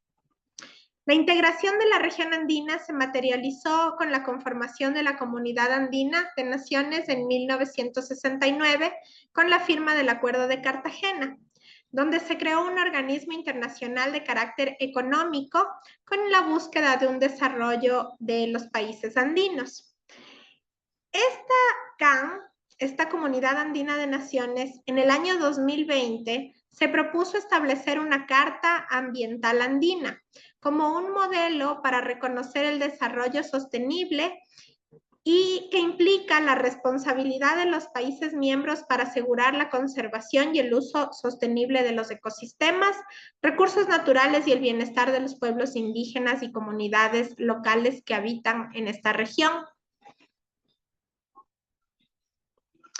La Carta Andina, la Carta Ambiental Andina, contempla estos dos bloques: los principios orientadores y áreas prioritarias en las que quieren trabajar. Entonces, los principios orientadores establecen lo que habíamos discutido hace un momento sobre los principios: el desarrollo sostenible, la equidad intergeneracional, la soberanía de los recursos naturales, los principios de precaución y prevención y la participación ciudadana y transparencia. En cuanto a áreas prioritarias, nos establece la biodiversidad, el agua, el cambio climático, la contaminación, la educación ambiental y la gestión de riesgos y desastres. Entonces, si ustedes ven, tenemos como principios orientadores la importancia del desarrollo sostenible y de los principios de precaución y prevención que engranan como un área prioritaria el tema de contaminación. Por lo cual diríamos que la Carta Ambiental Andina nos da cabida también para desarrollar estos procesos de remediación ambiental en la región andina. Revisamos un poco, muy superficialmente. Cada uno de ustedes sabe mucho mejor que nosotros el marco normativo básico de sus países. Sin embargo, hemos hecho una revisión general y llegamos a pequeñas conclusiones. En cuanto a la Constitución Política de la República de Colombia en 1991, esta constitución es considerada una constitución ecológica o una constitución verde a la época, igual que la de Ecuador en su momento y la de Bolivia luego, precisamente porque establece que todas las personas tienen derecho a gozar de un ambiente sano. La ley garantizará la participación de la comunidad en las decisiones que puedan afectarlo. Es deber del Estado proteger la diversidad e integridad del ambiente, conservar las áreas de especial importancia ecológica y fomentar la educación para lograr estos fines. Nos dice que deberá prevenir y controlar los factores de deterioro ambiental e imponer sanciones legales y exigir la reparación de los daños causados. Estos dos artículos nos dicen muy claramente la importancia justo de lo que habíamos dicho, del infractor y de la obligatoriedad de la reparación y del derecho de las personas al ambiente sano, que lo vemos en todas las constituciones. La ley 1333 del 2009 es del régimen sancionatorio ambiental y esta ley nos dice conceptos que en la materia de lo que nosotros estamos trabajando son importantes. Establece el daño ambiental. El daño ambiental como deterioro, alteración o destrucción del medio ambiente, parcial o total. Medidas de compensación, que son las acciones dirigidas a resarcir y retribuir a las comunidades, las regiones, localidades y al entorno natural por los impactos o efectos negativos generados por un proyecto, obra o actividad que no puedan ser evitados, corregidos o mitigados. Las medidas de corrección son las acciones dirigidas a recuperar, restaurar o reparar las condiciones del medio ambiente afectado por un proyecto, obra o actividad. Y finalmente nos dice, el infractor será responsable ante terceros de la reparación de los daños y perjuicios causados por su acción u omisión. La ley 2327 del 2023 me pareció una ley muy interesante porque es la ley que establece la definición de pasivo ambiental y fija lineamientos para su gestión. Nosotros en el Ecuador, por ejemplo, no tenemos una ley específica que se refiera a pasivos ambientales. Los pasivos ambientales están en normas inferiores, pero como parte de un conjunto de normas ambientales. Sin embargo, en Colombia hay una ley específica para pasivos ambientales y eso fue un hallazgo importante. Y nos dice, entiéndase por pasivo ambiental las afectaciones ambientales originadas por actividades antrópicas directa o indirectamente por la mano del hombre, autorizadas o no, acumulativas o no, susceptibles de ser medibles, ubicables y delimitables geográficamente, que generan un nivel de riesgo no aceptable a la vida, la salud humana o el ambiente, de acuerdo con lo establecido por el Ministerio del Ambiente y Desarrollo Sostenible y el Ministerio de Salud, para cuyo control no hay un instrumento ambiental o sectorial. Esto también me pareció súper importante. En esta ley hacen match el Ministerio del Ambiente con el Ministerio de Salud del país. Acá en Ecuador, en materia ambiental, el Ministerio de Salud no está en ninguna normativa. Sin embargo, aquí son ambos ministerios los que están relacionados con el tema de pasivos ambientales. Esta ley establece los detalles de la política pública para la gestión de pasivos ambientales. Habla de un Comité Nacional para la Gestión de Pasivos Ambientales. Habla de planes de intervención de pasivos ambientales, cómo debe ser un plan y da los detalles, y la identificación y comprobación de pasivos ambientales. Y establece un montón de normativa. Y dice, el Gobierno Nacional reglamentará la definición de responsables sin capacidad económica para asumir el costo de atención de un pasivo ambiental, para lo cual considerará, entre otros, los siguientes criterios. Sujetos de especial protección constitucional, personas naturales que no cumplan con los requisitos de declaración a la renta, quienes se encuentren por debajo de líneas de pobreza. pero te habla de la figura de responsable sin capacidad económica. Entonces ya establece que si hay alguien que no tiene la capacidad de resarcir el daño, tendrá que ser el Estado el que lo haga. Este tema del Comité Nacional también me parece un hallazgo importante porque en el caso ecuatoriano ha habido una pelea de muchos años por tratar de constituir un comité nacional para la gestión de pasivos. Y ese comité ha tenido idas y tropiezos y muchas veces se ha eliminado y se ha vuelto a crear y no tiene claro quiénes lo conforman y no acaba de dar fruto. Sin embargo, aquí la norma lo establece y lo plantea y lo detalla.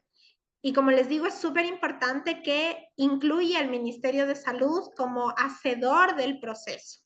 En el caso de Perú, nos dicen que en el año 2005 se promulgó la Ley General del Ambiente, que marcó un hito al consolidar varias normativas y establecer principios básicos de la gestión ambiental. Y establece como principios el precautorio, el de prevención y el de responsabilidad. Nos dice que el precautorio es actuar ante la posibilidad del daño ambiental, el de prevención es minimizar los impactos antes de que ocurran, y la responsabilidad es que los causantes del daño deben asumir su reparación. Entonces ahí volvemos a lo que tratamos en la lámina anterior, el que contamina paga. Nos dice, del principio de internalización de costos, toda persona natural o jurídica, pública o privada, debe asumir el costo de los riesgos o daños que genere sobre el ambiente.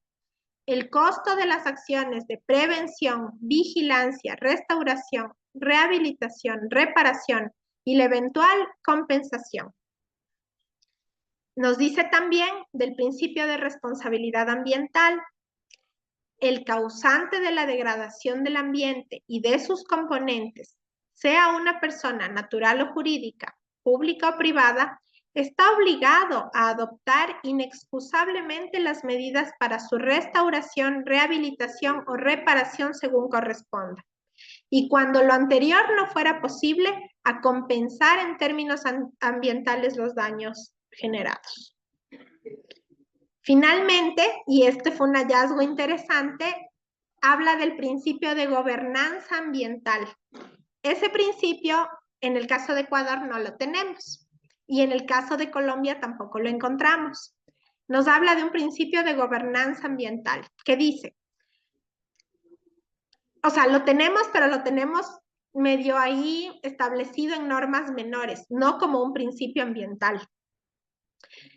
El diseño y aplicación de las políticas públicas ambientales se rigen por el principio de gobernanza ambiental, que conduce a la armonización de las políticas, instituciones, normas, procedimientos, herramientas e información, de manera tal que sea posible la participación efectiva e integrada de los actores públicos y privados en la toma de decisiones, manejo de conflictos y construcción de consensos sobre la base de responsabilidades claramente definidas, seguridad jurídica y transparencia. Me pareció lindo este principio, como principio, puesto así, categórico. A fin de solventar la remediación de los pasivos ambientales, por ahí alguien nos está ayudando, dicen. Nos están escribiendo en Perú otra normativa. Gracias, Fernando. A fin de solventar la remediación de los pasivos ambientales que el Estado asuma según el artículo 5 de la presente ley, serán financiados por el Fondo Nacional del Ambiente, el FONAM, quien se encargará de captar la cooperación financiera internacional, donaciones, canje de deuda y otros recursos con el fin de no afectar al tesoro público. Y encontramos este ejemplo de Profonampe, que les quiero preguntar a los compañeros de Perú, ¿cuál ha sido la experiencia de este fondo? Nosotros estamos haciendo aquí una mirada macro sobre la legislación, sin embargo, desconocemos cómo les ha ido a ustedes con la aplicación del marco normativo. Entonces, luego ustedes nos dirán si esto ha quedado, como decía Armando, solamente en una bella legislación, pero tal vez inaplicable. Me parece rescatable que en la normativa se hable de un Fondo Nacional de Ambiente. Y me parece importante la búsqueda de captación de cooperación financiera internacional, que por ejemplo, en el caso de Amazonía Viva, nosotros actualmente no lo tenemos. Nosotros dependemos exclusivamente del financiamiento estatal. Sin embargo, el poder captar fondos internacionales siempre va a ser algo que puede fortalecer los procesos. En el caso de Bolivia,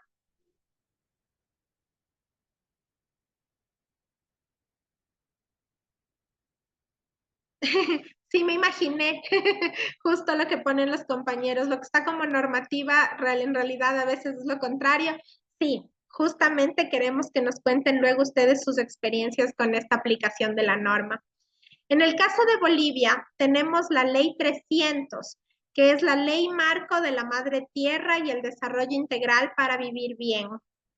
Esta ley es del 2012 y nos dice como principios que el derecho de la madre tierra como sujeto colectivo de interés público establece como derechos colectivos e individuales de las naciones y pueblos indígenas, originarios, campesinos, comunidades interculturales y afrobolivianas.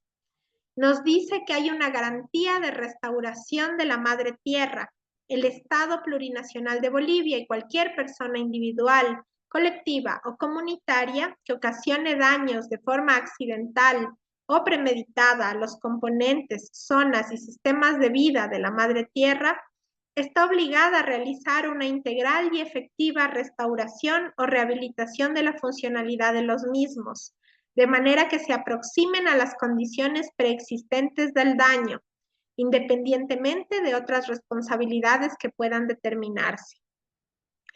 La normativa en Bolivia habla de dos elementos que nos parecieron destacables, que es la responsabilidad histórica y la responsabilidad solidaria.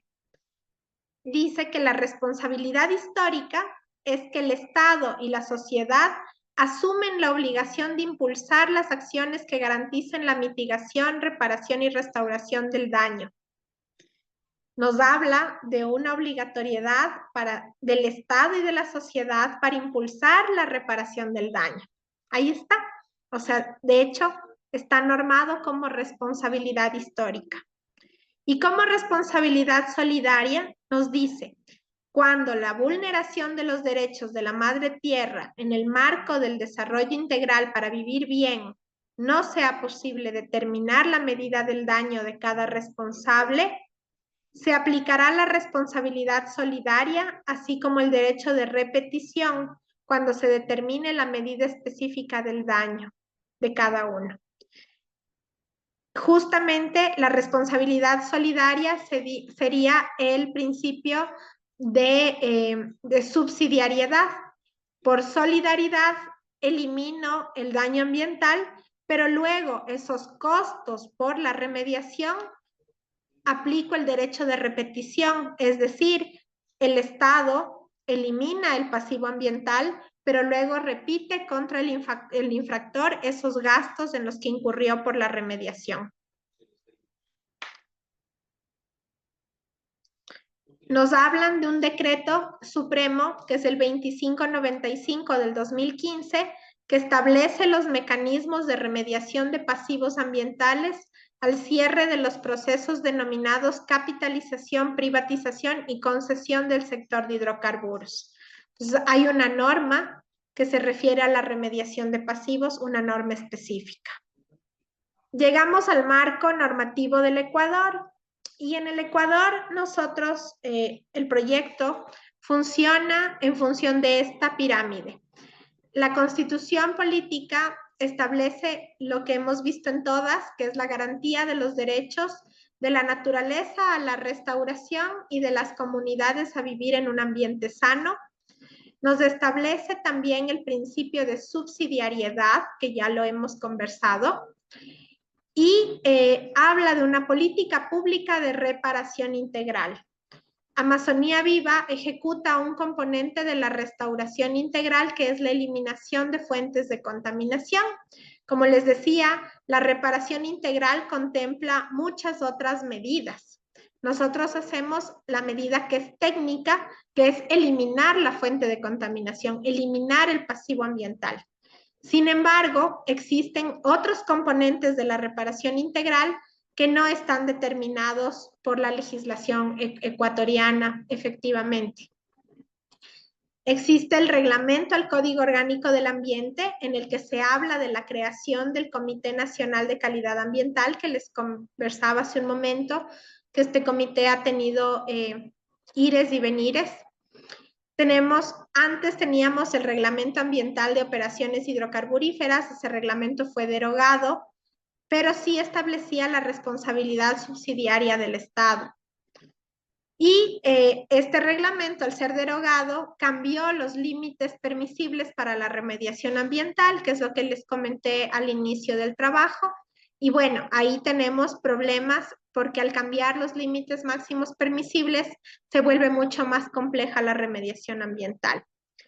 Finalmente tenemos la ley amazónica, que les conversé sobre el tema de la incorporación de mano de obra local. Tenemos el acuerdo interministerial 001, que dice cómo indemnizar y cómo compensar, pero no se refiere específicamente al tema de pasivos, sino más bien de afectaciones en el presente. Y también tenemos el Plan Nacional de Desarrollo. El Plan Nacional de Desarrollo incluye como uno de sus indicadores de gestión la eliminación de pasivos ambientales. Y eso convierte al proyecto de remediación en un proyecto emblemático, porque contribuimos a la gestión del Estado en el Plan Nacional de Desarrollo. Del análisis global que se había realizado y ver los puntos de coincidencia en el marco normativo, todos tienen el paraguas normativo constitucional de la remediación o del que contamina paga o de la naturaleza como sujeto de derechos en todos nuestros países. Ese es la norma o la base para que se desarrollen proyectos como este, y también es la base para poder normar las industrias extractivistas en nuestros países. Si existe la norma, podemos aplicar las condiciones, ¿no? Y luego ya el Estado verá si es que va a las instancias, si es que ha habido alguna afectación ambiental, va a las instancias jurídicas para la parte sancionatoria. De acuerdo con el país de origen, aquí es otro trabajito que vamos a tener para el examen, que es de acuerdo a su país de origen, realice un ensayo corto sobre la problemática de remediación ambiental, la principal problemática que ustedes consideren que está afectando, sea su región o sea al país como tal. ¿Y cuál es la experiencia de la aplicación del marco legal existente? Es decir, ¿ha habido empresas ya sancionadas, multadas o que han tenido que realizar la remediación ambiental? Hay casos, como veíamos los casos emblemáticos de pasivos ambientales en todas las regiones, desde Maracaibo hasta los salares en Bolivia, en donde ya hay afectación. El caso de Perú también, las minas de oro, pero hay mucho más situaciones ambientales que hasta ahora no se han resuelto o que se han hecho para resolverlas, como los derrames que hubo en las costas peruanas y muchos otros incidentes y accidentes ambientales que están documentados. En el caso de Ecuador, igual, la cuestión de los mecheros, los derrames, el caso de la demanda Chevron Texaco, que son casos emblemáticos, pueden tomarlos como referencia también. Entonces, esto, un breve ensayo, no más de media página, y que va a ser considerado en la evaluación. Sigamos, Gaby. pasamos al cuarto segmento de esta conversación, la justicia ambiental y los derechos de las comunidades. La justicia ambiental es un movimiento social que se originó de la necesidad de asegurar ambientes saludables para todas las comunidades, sin importar el color, los ingresos, el lugar de origen o la raza. Por esta razón, existen 17 principios de justicia ambiental que fueron redactados y adoptados por los delegados de la primera Cumbre Nacional de Liderazgo Ambiental de Personas de Color, celebrada en 1991 en Washington. Desde entonces, estos principios han servido como piedra angular de la justicia ambiental. Les decíamos aquí que dentro de estos principios están que la madre tierra es sagrada, todo en la tierra está conectado ecológicamente y es interdependiente, lo cual me parece realmente hermoso, y eso es una de las cosmovisiones más importantes que necesitamos, al menos en este tiempo de tanta convulsión, el poder recordarlo en el día a día. Todo está interconectado. Otra nos habla de todas las políticas públicas se deben basar en la justicia y el respeto mutuo de todas las personas sin ningún tipo de prejuicio o discriminación. Nos dice también que aboga por el derecho a utilizar la tierra y los recursos renovables de manera responsable, ética y equilibrada. Y este es un llamado a los humanos como consumidores, y apela al derecho a la participación como socios iguales en cada decisión que se necesite tomar con respecto al entorno ambiental. Todos tenemos derecho a opinar cuando se trata del beneficio común.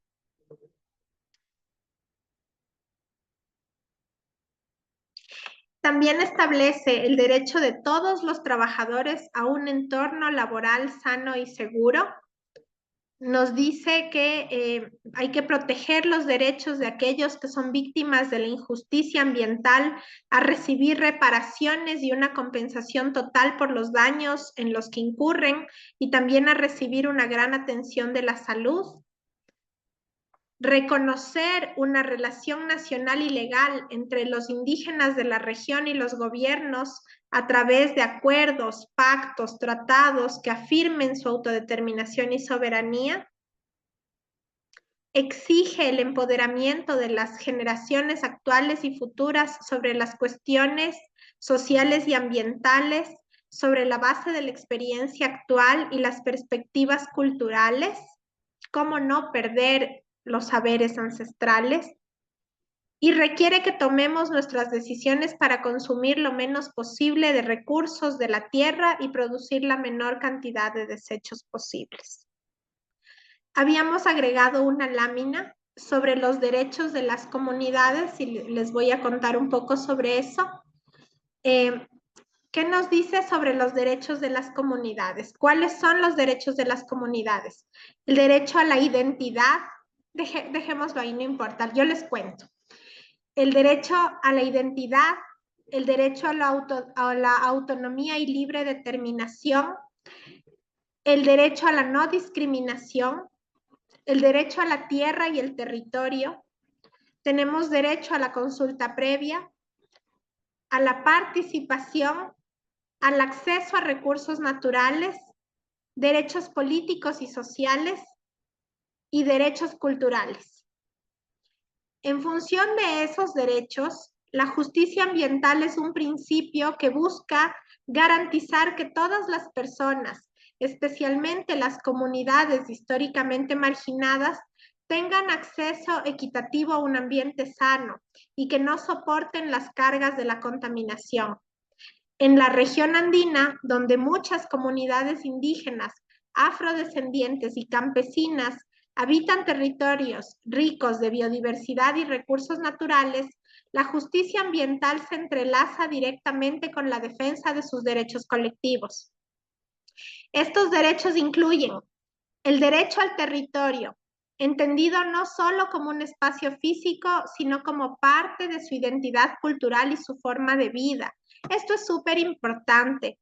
A veces cuando hablamos de territorio en el mundo de los profesionales, de los ingenieros, nos desconectamos de la cosmovisión de que el territorio es un espacio donde se desarrolla la vida.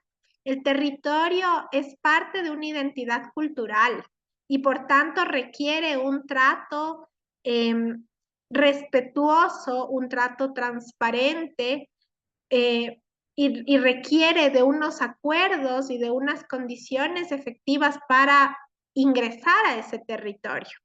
Entonces, no solamente hablamos del territorio como la tierra en sí misma, sino más bien como un tema cultural mucho más profundo.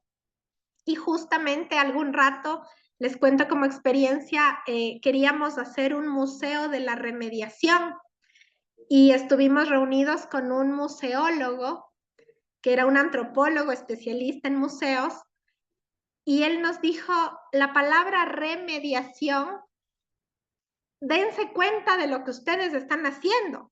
No solo remedian un suelo contaminado de hidrocarburos, no solo hacen un trabajo técnico. Remediación, ustedes median entre el pasado contaminado y un presente rehabilitado. Ustedes median entre una realidad de las comunidades impactadas y los técnicos que vienen a hacer ese trabajo. Ustedes están mediando entre el uso del territorio antes de la contaminación y esa recuperación del territorio. Entonces, la palabra remediar tenía muchas otras connotaciones que nosotros no las habíamos percibido. Nos dice, el derecho a la participación y consulta previa, libre e informada, especialmente frente a proyectos que se ejecuten en el territorio. Eso es parte de la justicia ambiental. El derecho a la autodeterminación y a decidir los modelos de gestión. Y el derecho a la reparación integral cuando ha habido afectados por pasivos ambientales o desplazamientos forzados. Todo eso es justicia ambiental.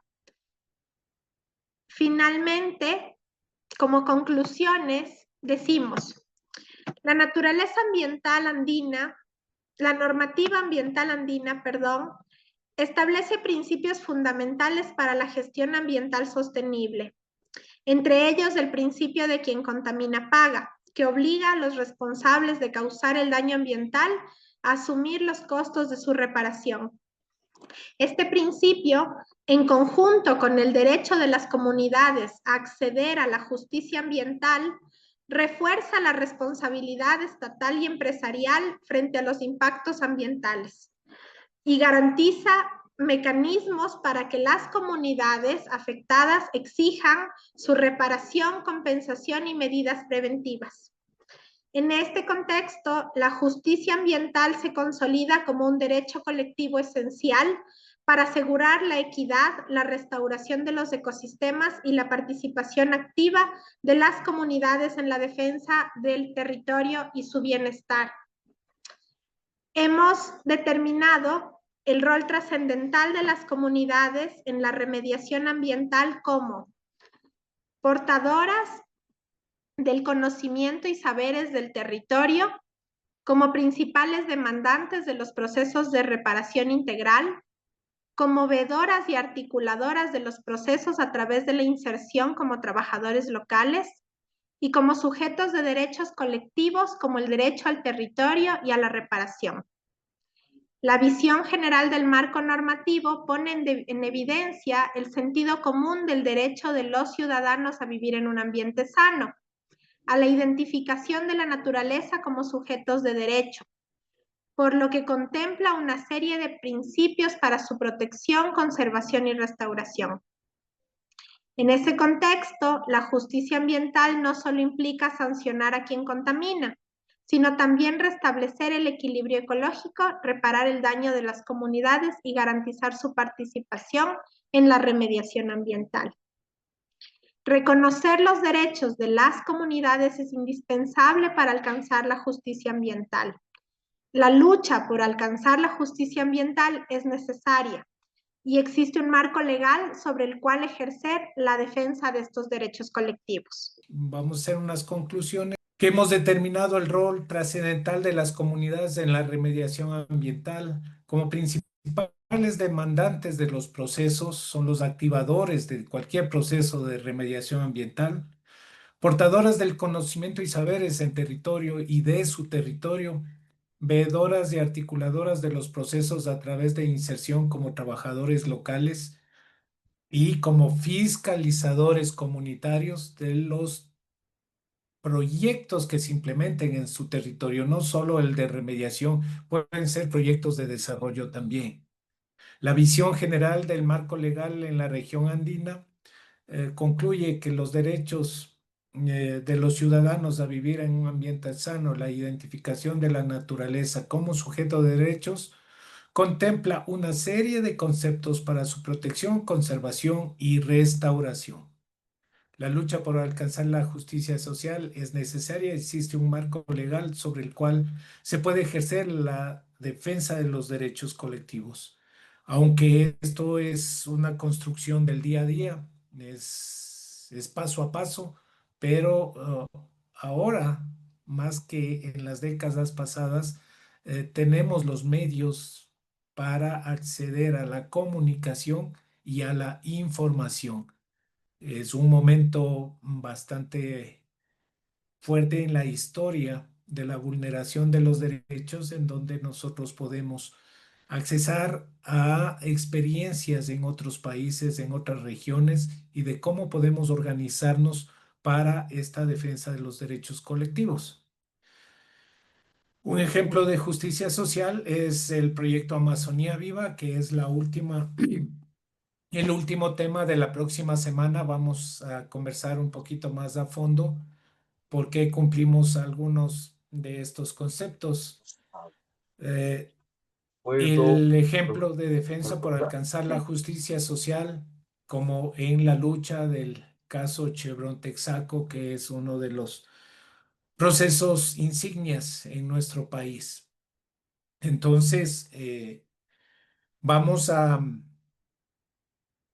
dejar esto ya como el marco legal y la cuestión de los derechos sociales como una piedra angular en cualquier proceso, como digo, en este caso de remediación ambiental, pero cualquier proceso, sea de desarrollo, sea de restauración o sea de educación, salud, debe contemplar la normativa o debe ser aplicada de acuerdo a las normas de cada una de las regiones o de los países donde se desarrolla. Muchas veces también la norma nos obliga a nosotros a establecer unos procedimientos que no teníamos contemplado, pero en nuestro caso el Ministerio del Ambiente, ahora se llama Ministerio del Ambiente y Energía, nos establecen nuevos procedimientos o nuevos conceptos de aplicación de la norma. Entonces debemos ser flexibles y tener la capacidad de adaptarnos para poder responder a lo que nos exigen las autoridades de control. Quiero agradecerle a Gaby por su exposición y a ustedes por su tiempo y su paciencia para discutir estos temas, como digo, que son la piedra angular de cualquier proyecto. De mi parte, muchas gracias y nos está pidiendo la palabra Leida, por favor. Sí, solo una preguntita. ¿Los dos ejercicios asignados el día de hoy los hacemos por país? Sí. Sí, okay. El objetivo es abrir un espacio de retroalimentación. Quisiéramos conocer su experiencia, que les sirva a ustedes también la identificación de los actores sociales y de los roles, y también conocer su experiencia en cuanto a la aplicación del marco normativo. Entonces, sí, ese es el objetivo.